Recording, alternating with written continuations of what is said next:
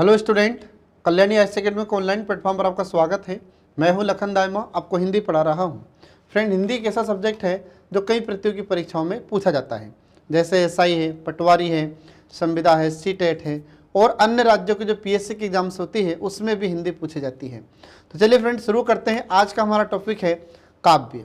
ठीक है, तो इसमें काव्य किसे कहते हैं और काव्य का उद्देश्य क्या है, इसके बाद में काव्य से संबंधित कुछ विद्वानों के मत क्या है, काव्य के प्रकार कितने होते हैं, काव्य के गुण कौन कौन से होते हैं, काव्य के दोष कौन कौन से होते हैं, ये सब आज आपको मैं पढ़ाने वाला हूँ। तो चलिए इसमें देखते हैं कि काव्य किसे कहा जाता है।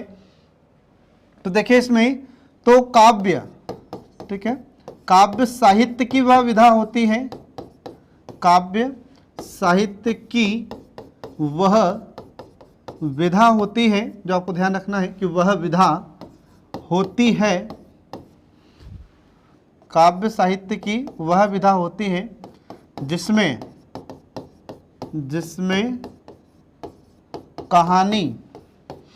कहानी या, ठीक है, कहानी या मनोभावों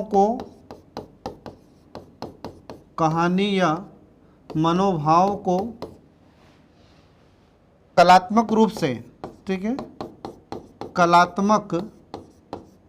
कलात्मक रूप से किसी भी भाषा में अभिव्यक्त किया जाता है, किसी भी भाषा में अभिव्यक्त किया जाता है तो उसे हम काव्य कहते हैं। ये आपको ध्यान रखना होगा। तो काव्य किसे कहते हैं, तो काव्य का सीधा सा मतलब हो जाता है कि काव्य साहित्य की वह विधा होती है जिसमें किसी कहानी को या मनोभावों को कलात्मक रूप से किसी भी भाषा में अभिव्यक्त किया जाता है तो उसे हम काव्य कहते हैं। ये आपको ध्यान रखना होगा। एक तो इसका अर्थ ये हो जाता है, और दूसरा यदि सरल अर्थ आपको याद रखना है तो सरल अर्थ इसका क्या हो जाता है कि भाव प्रधान साहित्य को, ठीक है, दूसरा अर्थ क्या हो जाता है इसका सरल, तो भाव प्रधान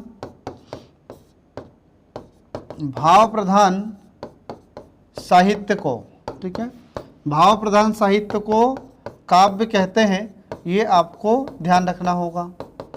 आ रहा समझ में? तो भाव प्रधान साहित्य को काव्य कहते हैं। ये दो में से जो भी आपको सरल लगे, या तो आप इसको भी याद रख सकते हैं या फिर आप इसे भी याद रख सकते हैं। तो जिनमें से दो में से आपको जो भी सरल परिभाषा लगे आप उसे याद रख सकते हैं। अब ये तो बताया हमने आपको काव्य का अर्थ, ठीक है।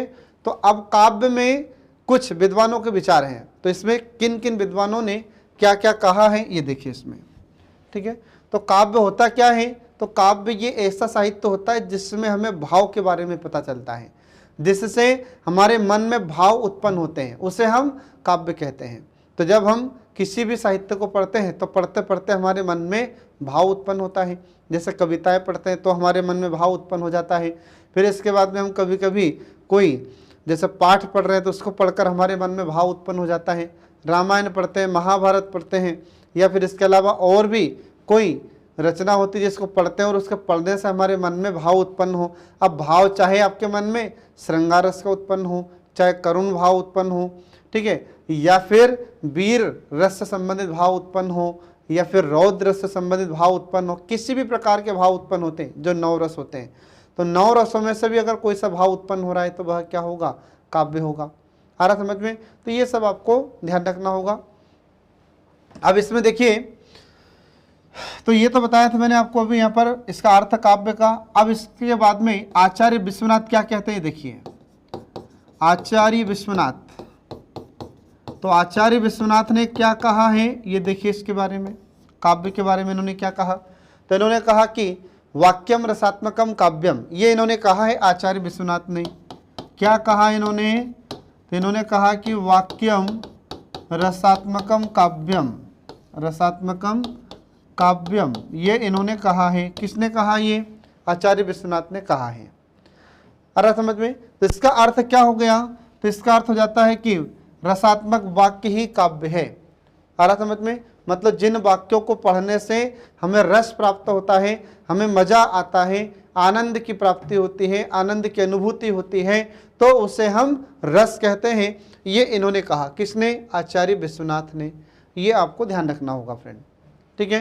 तो ये तो बता दिया आचार्य विश्वनाथ ने इनके बारे में, जो आपको ध्यान रखना होगा।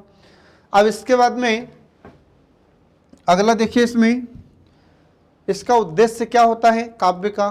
तो काव्य का उद्देश्य देखिए, आचार्य मम्मट ने कुछ उद्देश्य बताए हैं।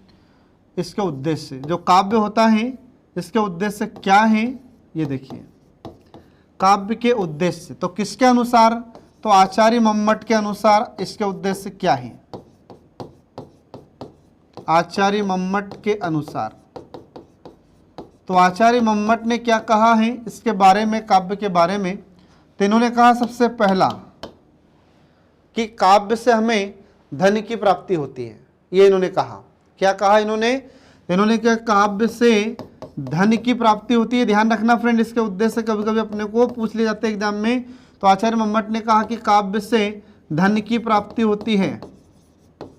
काव्य से धन की प्राप्ति होती है।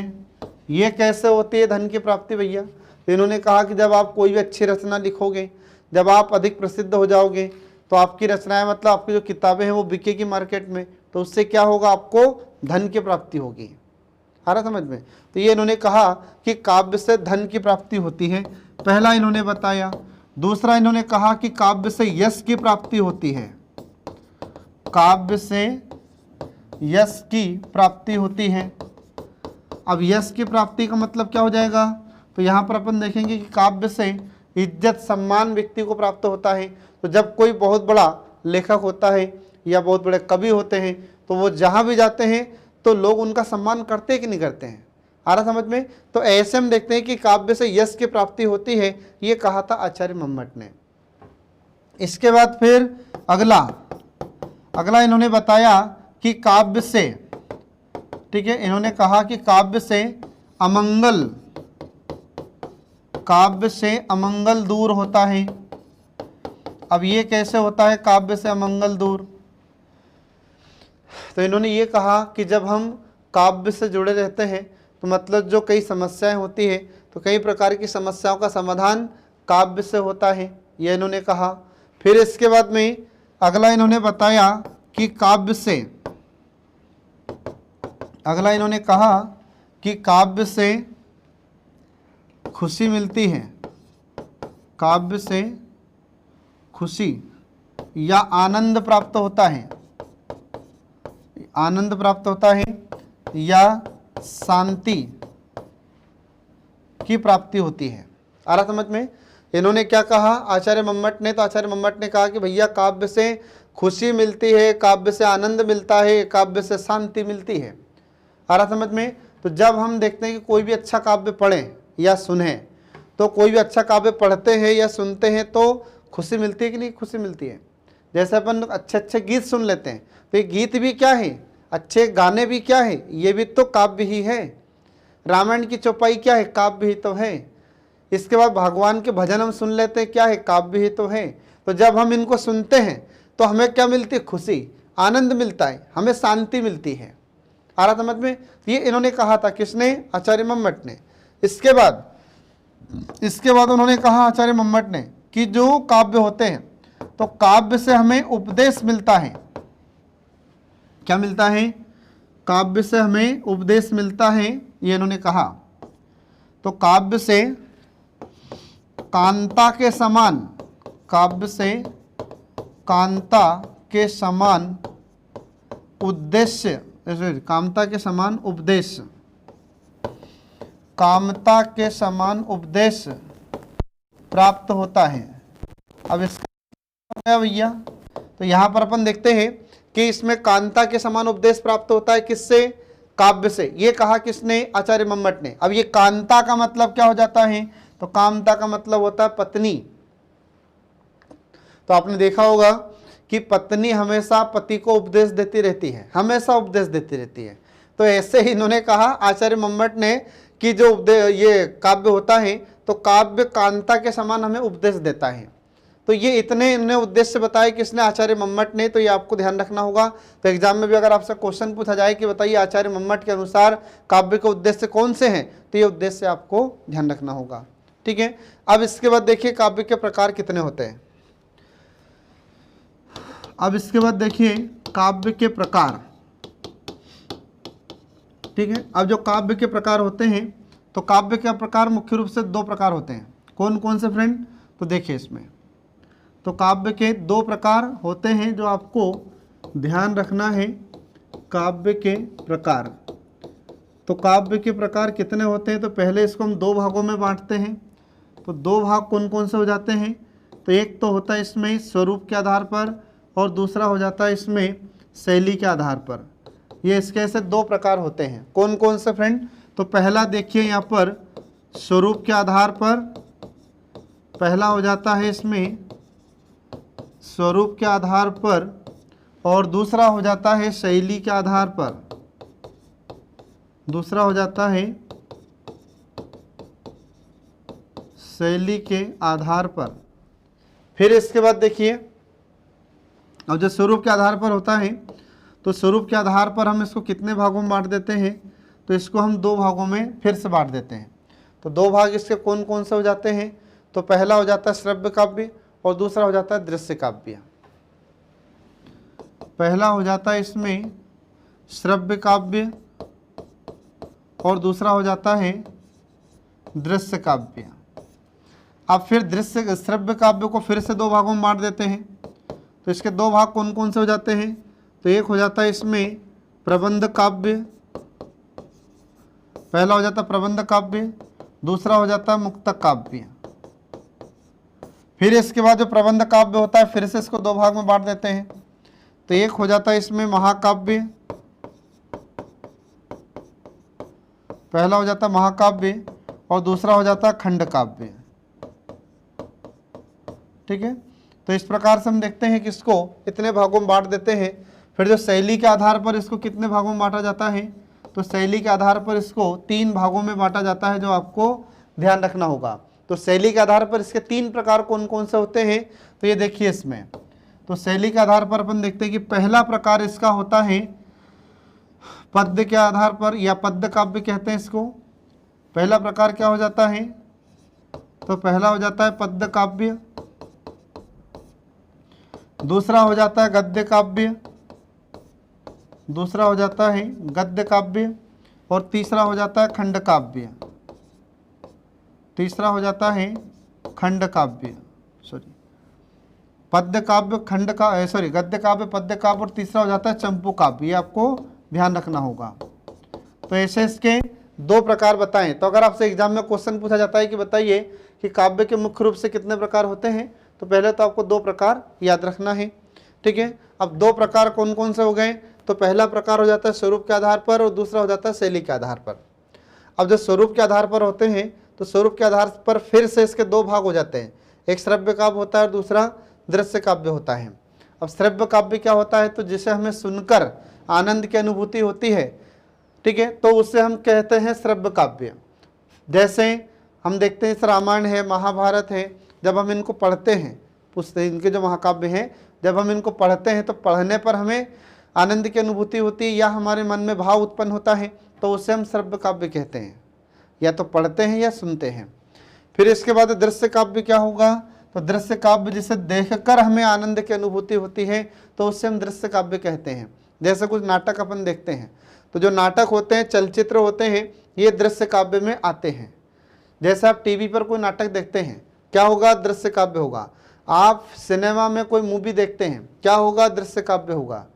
आ रहा समझ में, तो ये आपको ध्यान रखना होगा। इसके बाद फिर अगला जाता है श्रव्य काव्य। तो श्रव्य काव्य क्या होगा, तो जिसको हमें सुनकर आनंद की अनुभूति होती है या पढ़कर आनंद की अनुभूति होती है, तो उसे हम श्रव्य काव्य कहते हैं। अब श्रव्य काव्य के 2 प्रकार हो जाते हैं फिर से। तो 2 प्रकार कौन कौन से हो जाते हैं, तो एक होता है प्रबंध काव्य और दूसरा होता है मुक्तक काव्य। अब प्रबंध काव्य किसे कहते हैं, तो प्रबंध काव्य का मतलब होता है कि जब कोई भी रचना, ठीक है, शुरू से लेकर अंत तक, आदि से अंत तक एक क्रमबद्ध रूप से लिखी जाती है, तो उसे हम कहते हैं प्रबंध काव्य। अब इसके बाद फिर मुक्तक काव्य क्या हो जाएगा, तो मुक्तक काव्य का मतलब होता है कि इसमें छंद के कोई नियमों का पालन नहीं किया जाता, मतलब कि जो मुक्तक काव्य होता है यह छंद के नियमों से मुक्त होता है, इसलिए इसे मुक्तक काव्य कहते हैं। आ रहा समझ में? तो इसमें मुक्तक काव्य में क्या लिखा जाता है, तो मुक्तक काव्य में वर्तमान में हम देखते हैं कि जितने भी फिल्मी गीत हैं, भगवान के भजन होते हैं, इसके बाद फिर वर्तमान में जो कविताएं लिखी जाती है, ये सब मुक्तक काव्य में लिखी गई रचनाएं होती हैं, ये सब मुक्तक काव्य के उदाहरण होते हैं। फिर इसके बाद में अगला जाता है कि प्रबंध काव्य में क्या बताया मैंने आपको अभी, तो वह काव्य जो एक क्रमबद्ध रूप से शुरू से लेकर आखिरी तक लिखा जाता है और बीच में कहीं भी क्रम नहीं टूटता है, लेकिन कुछ सहायक कथाएं इसमें जरूर जोड़ी जाती है, तो उसे हम प्रबंध काव्य कहते हैं। ये आपको ध्यान रखना होगा। अब जो प्रबंध काव्य होता है इसको फिर से दो भागों में बांट दिया जाता है, ठीक है।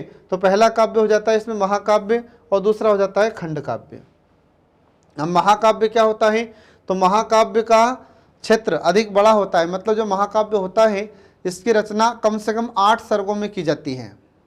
आ रहा समझ में? महाकाव्य किसी भी पौराणिक महापुरुष पर या फिर कोई भी ऐतिहासिक महापुरुष होता है उस पर आधारित यह लिखा जाता है महाकाव्य। तो ये क्या है सब आपको मैं आगे एक एक से बता रहा हूँ। तो जैसे महाकाव्य में अपन देखेंगे वाल्मीकि जी के द्वारा लिखी गई रामायण, तो भगवान श्री राम पर आधारित लिखी गई महाकाव्य है वो, तो भगवान श्री राम पर आधारित लिखा गया महाकाव्य है रामायण, ध्यान रखेंगे वाल्मीकि जी ने लिखा। फिर वहीं अपन देखते हैं कि रामचरितमानस लिखा गया, तो रामचरितमानस किसने लिखा है, तुलसीदास जी ने। फिर इसके बाद में ऐसे महाभारत लिखा गया है, तो वेद व्यास जी ने महाभारत लिखा। अब इसके बाद फिर अगला जाता खंड काव्य। तो खंड काव्य में क्या होता है, तो यह छोटा होता और इसमें 8 सर्ग का होना निश्चित नहीं होता, या 8 सर्ग होना जरूरी नहीं होता है, तो ऐसे काव्य को हम खंड काव्य कहते हैं। ये आपको ध्यान रखना होगा, ठीक है फ्रेंड, तो ये आपको ध्यान रखना होगा। अब इसके बाद फिर शैली के आधार पर क्या होता है, तो शैली के आधार पर अपन देखते हैं कि पद्य काव्य, तो जो रचनाएं पद्य या पंक्तियों के आधार पर की जाती है तो उसे हम पद्य रचना कहते हैं या पद्य काव्य कहते हैं। तो वर्तमान में अपन देखते हैं जितनी भी कविताएं होती है सब क्या होगा, ये पद्य काव्य होंगे। फिर इसके बाद में गद्य काव्य क्या होता है, तो जो गद्य के रूप में लिखा जाता है, जैसे अपन देखते हैं पैराग्राफ के रूप में लिखा जाता है, तो उसको हम गद्य काव्य कहते हैं। फिर चंपू काव्य क्या होता है, तो जो गद्य और पद्य दोनों में रचना, जो गद्य और पद्य दोनों में कोई काव्य लिखा जाता है तो उसको हम चंपू काव्य कहते हैं, ठीक है। तो इन सब को मैं अब आपको एक एक से सबको समझाता हूँ, ठीक है। ये तो मैंने आपको एक कंप्लीट थोड़ा सा ओवरव्यू दिया है, अब इसमें सबको हम शुरू करेंगे एक एक से। तो पहले हम काव्य के प्रकार में शुरू कर रहे हैं कहाँ पर, स्वरूप के आधार पर। तो देखिए इसमें, तो यहाँ पर पहला प्रकार अपन शुरू कर रहे हैं काव्य का, पहला प्रकार अपन शुरू कर रहे हैं इसमें स्वरूप के आधार पर, ठीक है। पहला प्रकार हम शुरू कर रहे हैं यहाँ पर स्वरूप के आधार पर। अब जो स्वरूप के आधार पर हम देखते हैं, तो स्वरूप के आधार पर काव्य को कितने भागों में बांटा जाता है, तो इसको 2 पार्ट में हम डिवाइड करते हैं। कौन कौन सा हो जाता है, तो इसको हम देखते हैं कि पहला प्रकार हो जाता है इसमें श्रव्य काव्य, पहला हो जाता है श्रव्य काव्य, ठीक है। अब उसके बाद हम दृश्य काव्य को बाद में पढ़ेंगे। तो यहाँ पर अपन देखते हैं कि जो स्वरूप के आधार पर होता है, तो स्वरूप के आधार पर इसको 2 भागों में बांटा जाता है, श्रव्य काव्य और दृश्य काव्य, ठीक है। अब श्रव्य काव्य किसे कहते हैं, तो श्रव्य काव्य का मतलब है कि जिसे सुनकर या पढ़कर आनंद की अनुभूति होती है, या सुनकर या पढ़कर जो भाव उत्पन्न होते हैं, तो उससे हम श्रव्य काव्य कहते हैं, ठीक है। और दृश्य काव्य किसे कहते हैं, तो जिसे देखकर हमारे मन में भाव उत्पन्न होते हैं या आनंद की अनुभूति होती है, तो उसे हम दृश्य काव्य कहते हैं, ठीक है। तो ये आपको ध्यान रखना होगा। तो ये तो बताया मैंने आपको इसका अर्थ। अब जो दृश्य काव्य होगा तो इसको अपन आगे पढ़ेंगे जब ये श्रव्य काव्य खत्म हो जाएगा तब। तो अब शुरू कर रहे हैं इसमें अपन दृश्य काव्य। अब दृश्य काव्य किसे कहा जाता है फ्रेंड, सॉरी श्रव्य काव्य किसे कहते हैं, तो श्रव्य काव्य का मतलब हो जाता है कि जब काव्य को पढ़कर, जब काव्य को पढ़कर या सुनकर, किसी काव्य को पढ़कर या सुनकर आनंद की अनुभूति होती है, आनंद की अनुभूति होती है, उसे हम श्रव्य काव्य कहते हैं। तो श्रव्य काव्य का मतलब क्या हो जाएगा, तो जिसे हम पढ़ते हैं और सुनते हैं, या तो पढ़ते हैं या सुनते हैं, जिसके कारण हमें आनंद की अनुभूति होती है, तो उसे हम श्रव्य काव्य कहते हैं। ये आपको ध्यान रखना होगा। अब इसके बाद में जो श्रव्य काव्य होता है, इसको फिर से हम दो भाग में बांट देते हैं। तो इसके दो प्रकार फिर से कौन कौन से हो जाते हैं श्रव्य काव्य के, तो श्रव्य काव्य में अपन देखते हैं कि पहला प्रकार इसका हो जाता है प्रबंध काव्य। पहला प्रकार हो जाता है इसका प्रबंध काव्य, और इसके बाद फिर इसका दूसरा प्रकार हो जाता है मुक्तक काव्य। दूसरा प्रकार हो जाता है मुक्तक काव्य। अब इसमें हम प्रबंध काव्य किसे कहते हैं, तो वह रचना जो एक क्रमबद्ध रूप से लिखी जाती है, शुरू से लेकर अंत तक, मतलब आदि से लेकर अंत तक एक क्रमबद्ध रूप से लिखी जाती है, तो उसको हम प्रबंध काव्य कहते हैं। और मुक्तक काव्य क्या होगा, तो मुक्तक काव्य में हम देखते हैं कि इसमें छंद के नियमों का पालन नहीं होता। ऐसी रचना को मुक्तक काव्य कहते हैं, या ऐसे काव्य को मुक्तक काव्य कहते हैं। तो मुक्तक काव्य को बाद में पढ़ेंगे, पहले हम शुरू कर देते हैं किसको, प्रबंध काव्य को। आ रहा समझ में। अब देखिए इसमें प्रबंध काव्य, अगला आ जाता है इसमें प्रबंध काव्य। अब प्रबंध काव्य किसे कहते हैं, तो देखिए इसमें प्रबंध काव्य, तो प्रबंध काव्य का सीधा सा मतलब हो जाता है कि वह काव्य जिसमें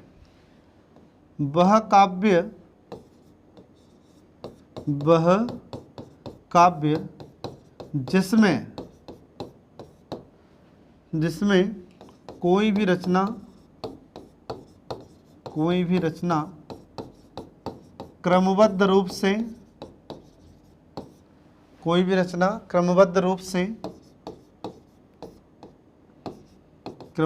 से की जाती है,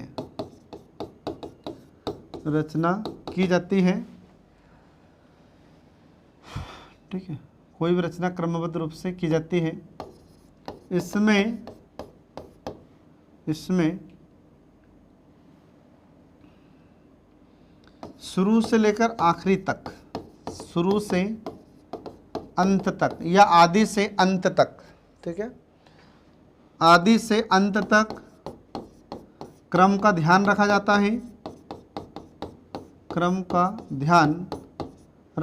है, ठीक है। ये आपको इसमें ध्यान रखना होगा। लेकिन क्या होता है कि बीच बीच में कुछ सहायक, ठीक है, कुछ इसमें बीच बीच में कुछ सहायक रचनाएं भी लिखी जाती है, या कुछ सहायक इसमें कहानियां भी जोड़ दी जाती हैं, लेकिन उससे क्रम नहीं टूटता, तो उसे हम कहते हैं ये प्रबंध काव्य। तो इसमें आपको ध्यान रखना होगा कि प्रबंध काव्य किसे कहते हैं।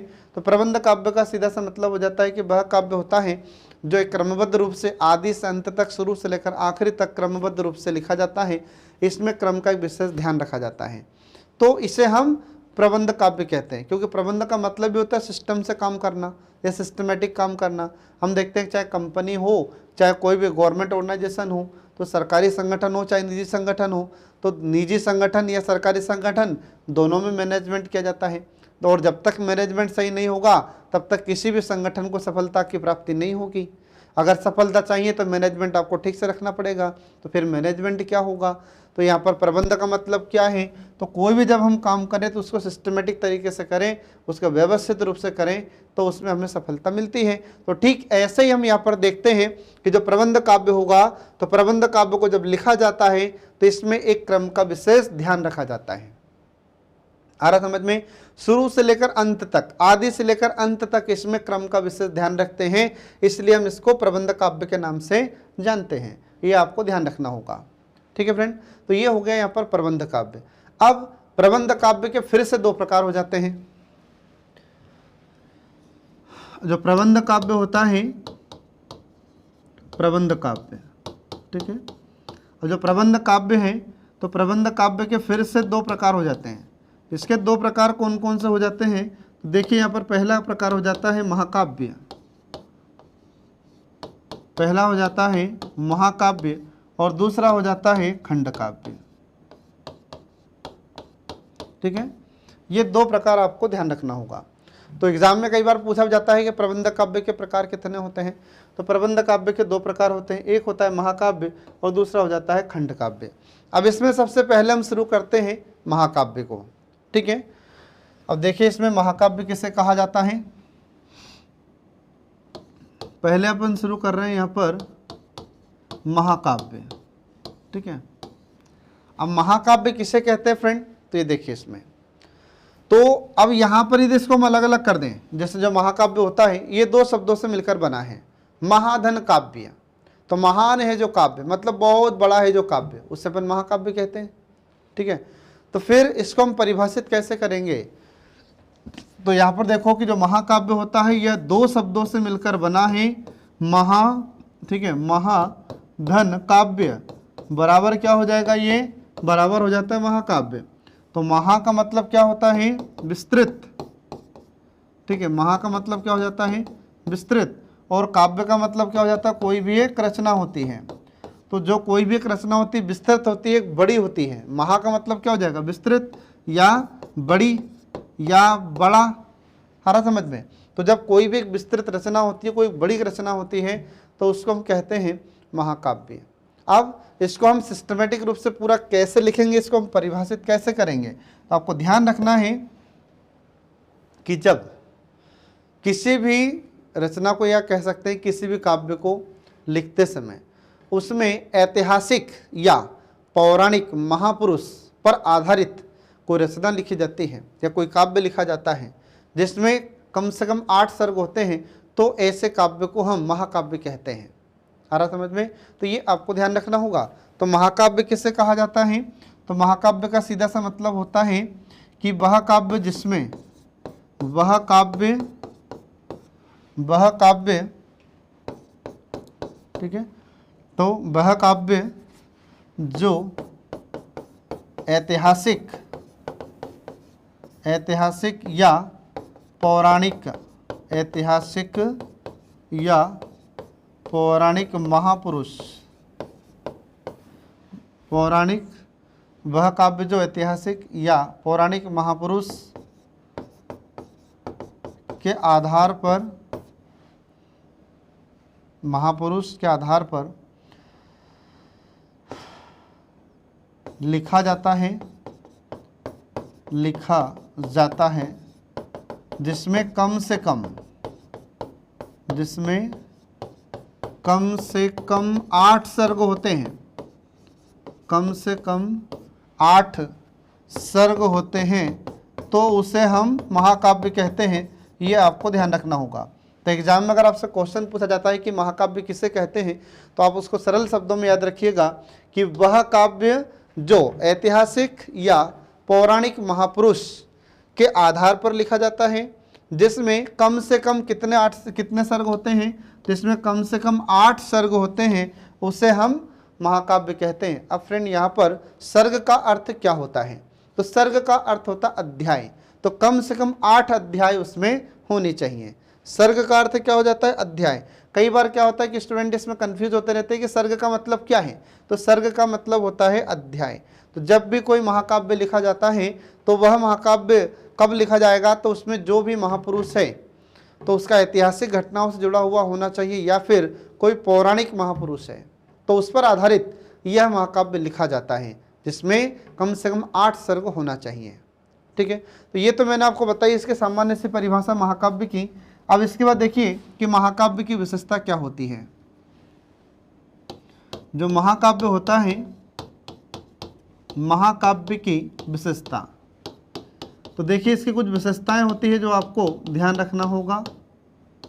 तो महाकाव्य की विशेषताएं कौन कौन सी हैं, ठीक है।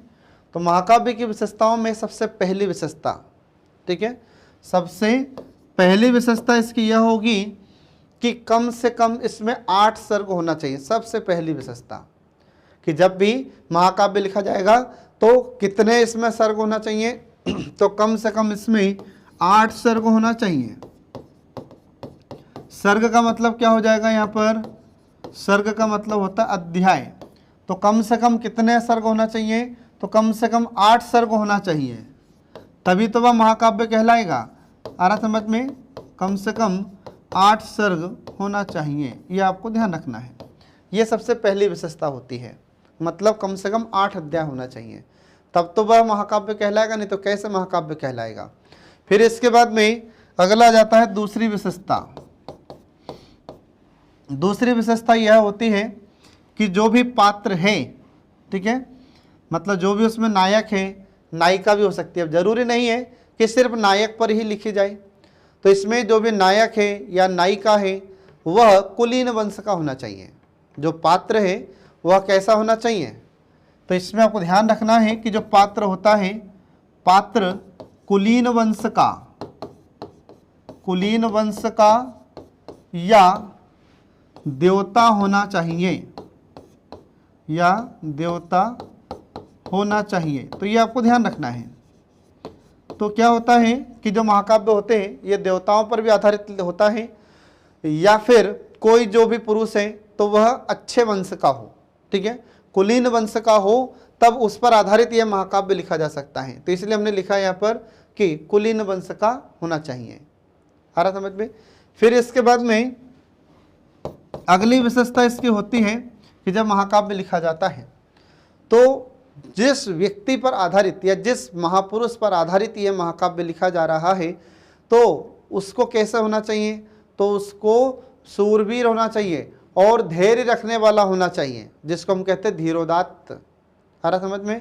तो इसमें जो भी पात्र होगा, इसमें जो भी पात्र होगा तो पात्र कैसा होना चाहिए, तो पात्र का धीरोदात्त होना बहुत जरूरी है।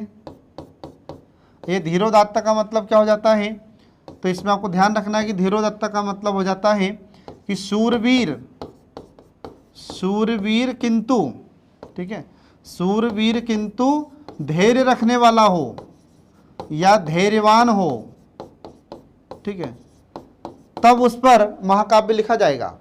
आ रहा समझ में। तो इसमें आपको ध्यान रखना है कि महाकाव्य की विशेषताएं क्या होती हैं।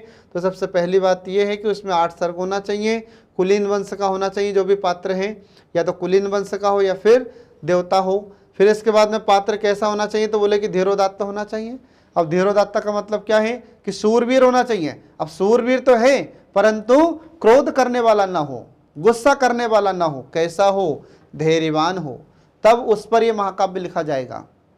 इसके बाद किसी राक्षस पर महाकाव्य नहीं लिखा जाता, किसी चोर डाकू पर कभी महाकाव्य नहीं लिखा जाता, किसी साधारण व्यक्ति पर आधारित महाकाव्य कभी नहीं लिखा जाता। इसमें महाकाव्य में जिस व्यक्ति पर आधारित महाकाव्य लिखा जा रहा है उसका महान होना बहुत जरूरी होता है, तब इसमें महाकाव्य लिखा जाएगा। किसी सामान्य व्यक्ति पर कभी महाकाव्य नहीं लिखा जाता, आप और हम जैसे लोगों पर कभी महाकाव्य नहीं लिखा जाएगा। आ रहा समझ में, ये आपको ध्यान रखना है। अब इसके बाद देखिए अगला आ जाता है चौथा, कि पात्र या नायक या नायिका ऐतिहासिक घटनाओं से जुड़ा हुआ होना चाहिए।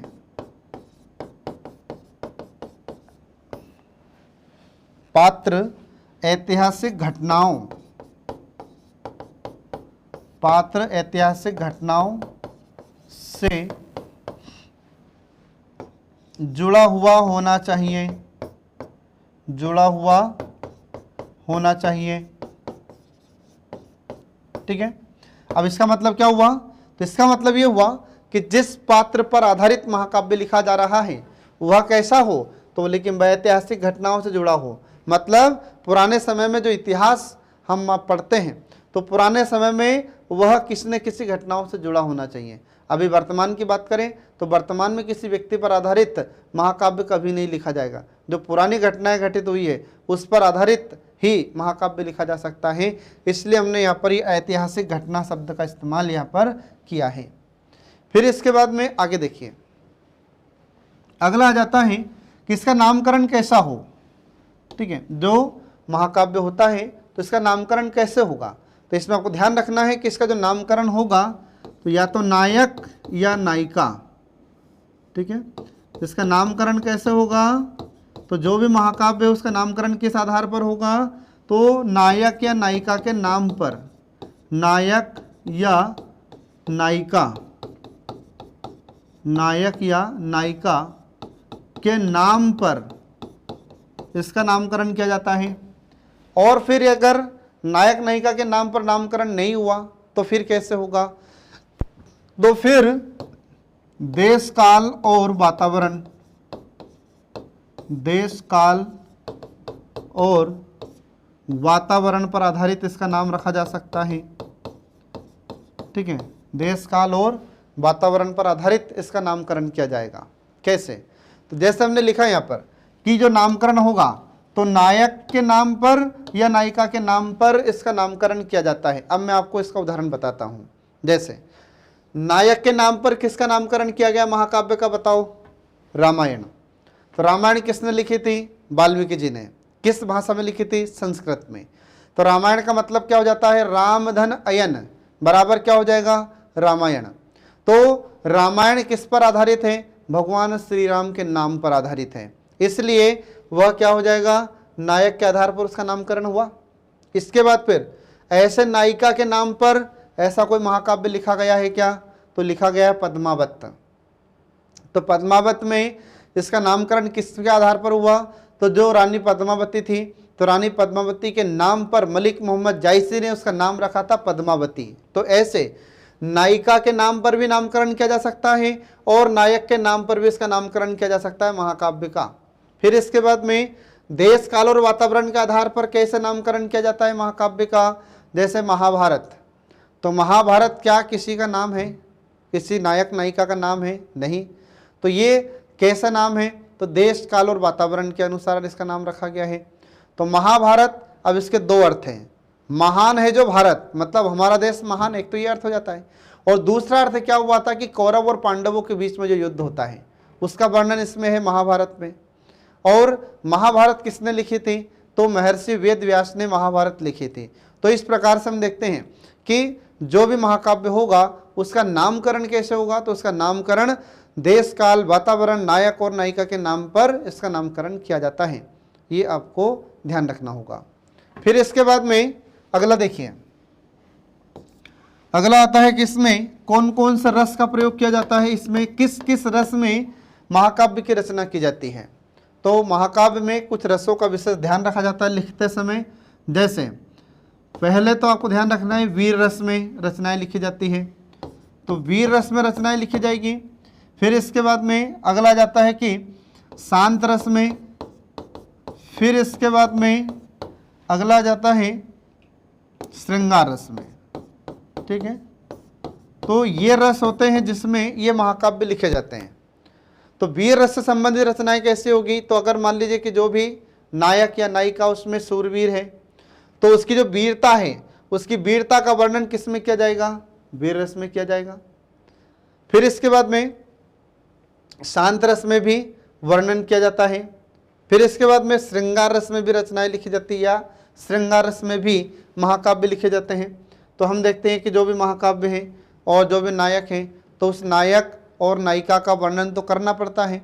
तो नायक और नायिका के प्रेम का वर्णन यहाँ पर किया जाता है। तो किस रस में किया जाएगा? श्रृंगार रस में किया जाएगा। उसमें फिर नायक नायिका के मिलन का वर्णन होगा तो संयोग श्रृंगार हो जाएगा। फिर नायक नायिका के बिछड़ने का वर्णन होगा तो वियोग श्रृंगार हो जाएगा। उदाहरण के लिए जो रामायण लिखी गई है तो रामायण महाकाव्य है तो किसने लिखा था? वाल्मीकि जी ने। तो उसमें श्रृंगार रस का वर्णन है, तो भगवान श्री राम और माता सीता के मिलन का वर्णन उसमें होता है। फिर इसके बाद में जब उनका विवाह होता है तो वो भी श्रृंगार रस का उदाहरण होता है। तो ये तो हो गई थी संयोग श्रृंगार की बात। लेकिन जब उनका जैसे वनवास हुआ था भगवान श्री राम को और फिर रावण ने सीता जी का हरण कर लिया था, तो फिर उस समय भगवान श्री राम सीता जी के वियोग में जंगल जंगल भटकते हैं, वनों में भटकते हैं। तो फिर वहाँ पर भगवान श्री राम पर आधारित जो वर्णन किया गया था फिर वह वियोग श्रृंगार रस में वर्णन किया गया था।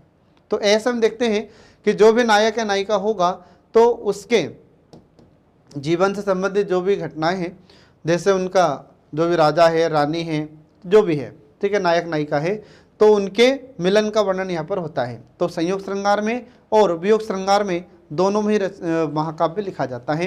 तो ये इतने प्रमुख रस होते हैं। याद रखना फ्रेंड, एग्जाम में कभी कभी पूछ लेता है कि जो महाकाव्य होते हैं तो महाकाव्य में प्रमुख रूप से कौन कौन से रस का उपयोग किया जाता है, तो ये आपको ध्यान रखना होगा। ठीक है, तो ये सब मैंने आपको यहाँ पर इसकी विशेषताएं बताई है। तो एग्जाम में कभी कभी पूछ लिया जाता है कि इसकी विशेषताएं क्या होती हैं महाकाव्य की, तो ये विशेषताएं आपको ध्यान रखना होगा। ठीक है, अब इसके बाद देखिए फिर आगे कौन कौन से महाकाव्य हैं और उनकी रचनाएं कौन कौन सी होती हैं। तो देखिए इसमें कुछ महाकाव्य के बारे में मैं आपको बताता हूँ।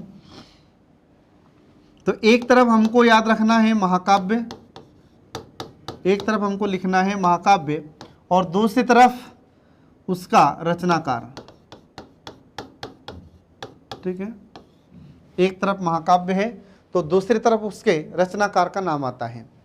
तो किसने लिखा है, कौन सा महाकाव्य, ये आपको ध्यान रखना होगा। तो देखिए इसमें तो पहले अपन लिख देते हैं यहाँ पर रामायण। ठीक है, यहाँ पर हमने लिख दिया रामायण। अब रामायण किसने लिखी थी तो आपको पता होना चाहिए।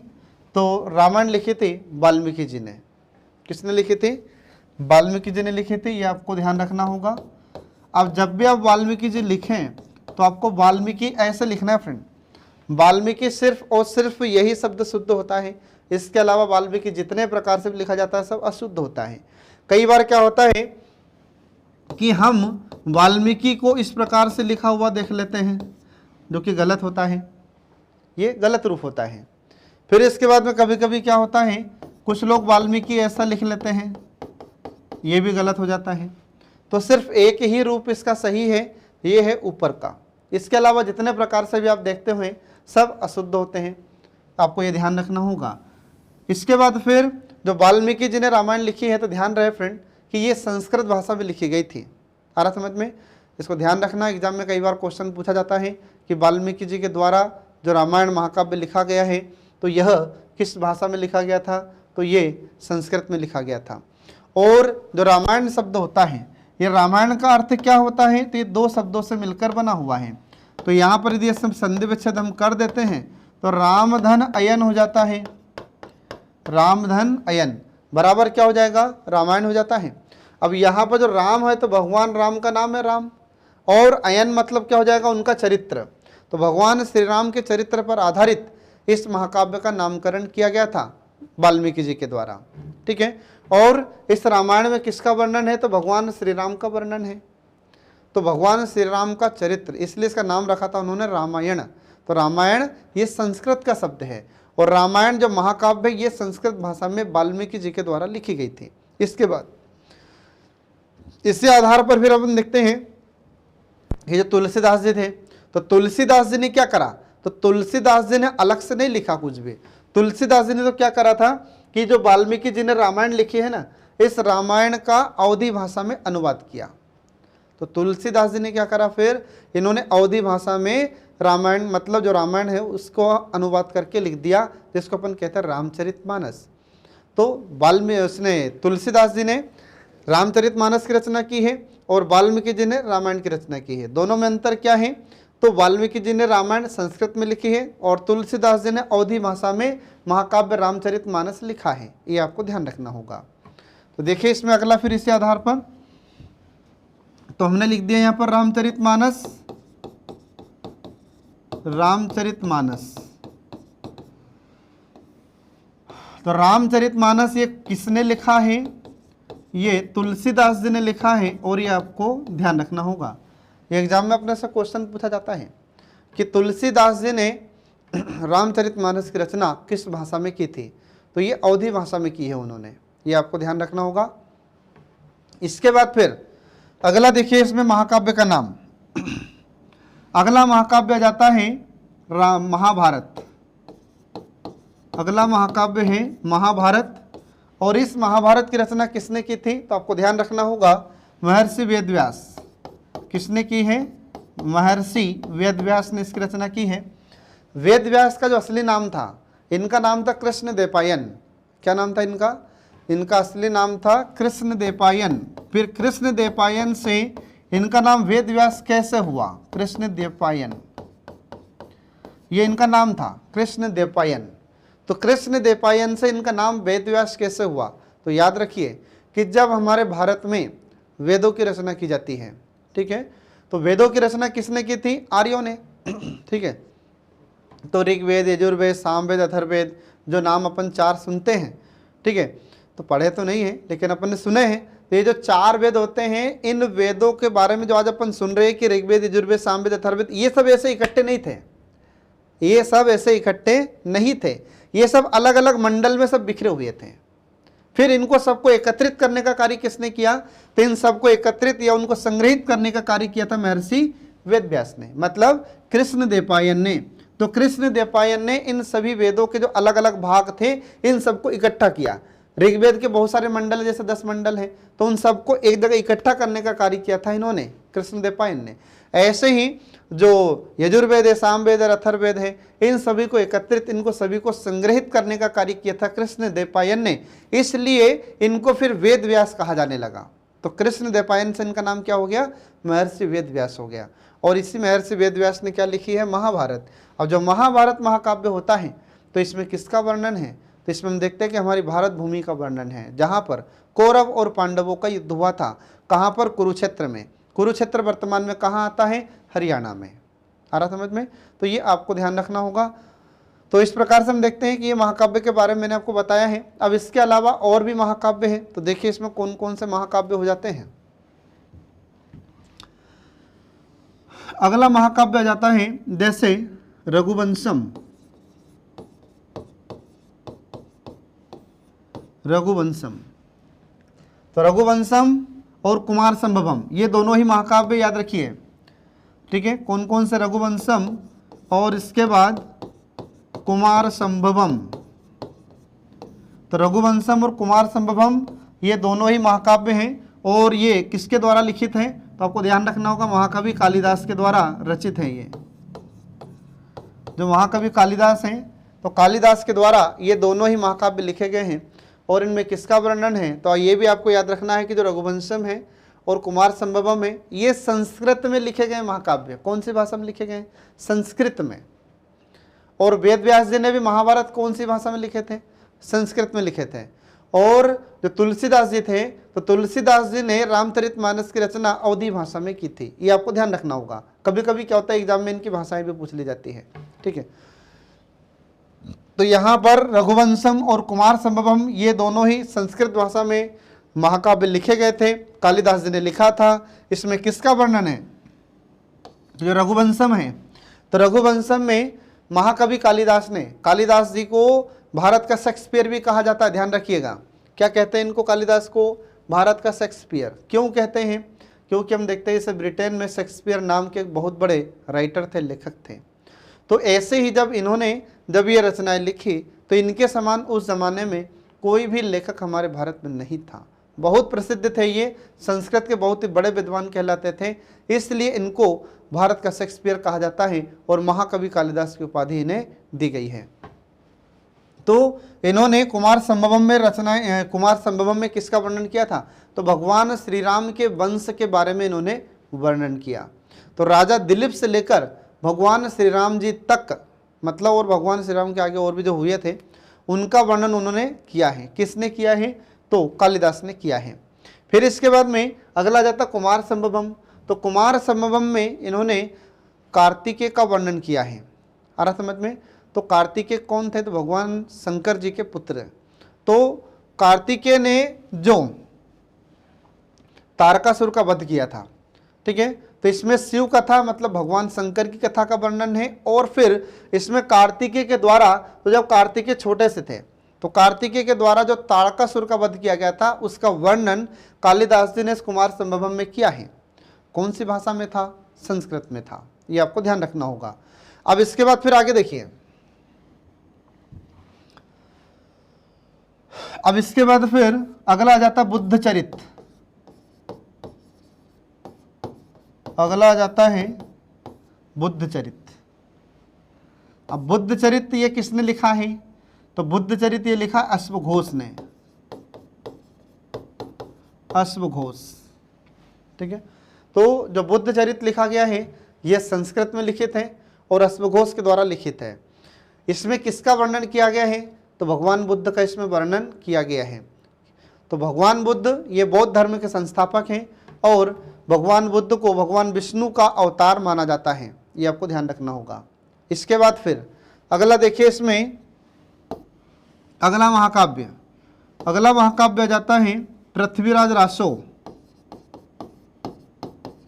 पृथ्वीराज रासो। तो पृथ्वीराज रासो यह किसने लिखा था? तो यह लिखा था चंद्रवरदाई ने।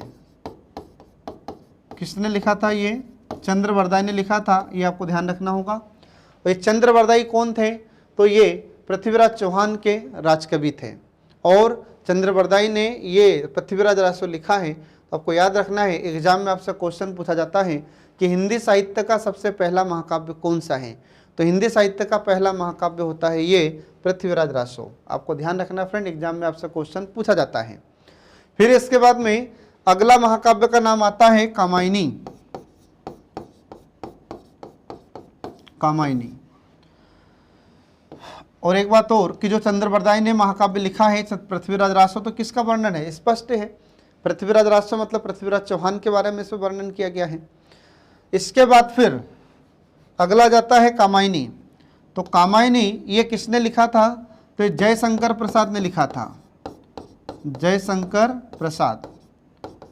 और कौन सी भाषा में लिखा गया था? तो आपको ध्यान रखना है कि जो कामायनी महाकाव्य होता है तो यह हिंदी भाषा में लिखा गया था और जयशंकर प्रसाद ने लिखा था। किसका वर्णन है कामायनी में? तो राजा मनु का इसमें वर्णन किया गया है। इसके बाद फिर अगला महाकाव्य आ जाता है साकेत। अगला महाकाव्य का नाम होता है साकेत। यह किसने लिखा था? तो ये मैथिली शरण गुप्त का है। ध्यान रखिएगा, एग्जाम में आपसे क्वेश्चन पूछा जाता है इससे, मैथिली शरण गुप्त का। तो मैथिली शरण गुप्त का महाकाव्य है साकेत। यह भी हिंदी में रचित है और इसमें किसका वर्णन है? तो इसमें अयोध्या का वर्णन है। हालांकि भगवान श्री राम जी से ही जुड़ा हुआ है यह भी, साकेत भी, जो आपको ध्यान रखना है। क्योंकि जो साकेत शब्द है, इस साकेत का हिंदी अर्थ ही होता है क्या? अयोध्या। तो ये आपको ध्यान रखना होगा। ठीक है फ्रेंड, तो ये ऐसे कुछ महाकाव्य मैंने आपको बताए जो आपसे एग्जाम में पूछे गए हैं और भविष्य में पूछे जा सकते हैं। इसके अलावा अवधी भाषा में एक और महाकाव्य मैं आपको बताता हूँ जो एग्जाम में आपसे पूछा गया है, जैसे पद्मावत। जैसे पद्मावत, तो पद्मावत ये महाकाव्य है और किसके द्वारा रचित है? तो ये है मलिक मोहम्मद जायसी के द्वारा। मलिक मोहम्मद जायसी, यह आपको ध्यान रखना होगा। एग्जाम में आपसे क्वेश्चन इनसे पूछा जाता है कि पद्मावत किसकी रचना है? तो पद्मावत ये महाकाव्य फ्रेंड याद रखिएगा, और किसने लिखा था? तो मलिक मोहम्मद जायसी ने इसकी रचना की है। कौन सी भाषा में लिखा गया था ये महाकाव्य? तो यह पद्मावत, ध्यान रखिएगा आप, पद्मावत लिखा गया था किसमें? अवधी भाषा में। एग्जाम में इससे क्वेश्चन पूछा जा चुका है कि पद्मावत किस भाषा में लिखा गया था, तो आपको याद रखना होगा अवधी भाषा में। इसके बाद किसने लिखा है? तो इनका नाम आपको ध्यान रखना है, मलिक मोहम्मद जायसी का। किस पर आधारित है? किसका वर्णन किया गया इसमें पद्मावत में? तो नाम से स्पष्ट है, पद्मावत मतलब जो रानी पद्मावती।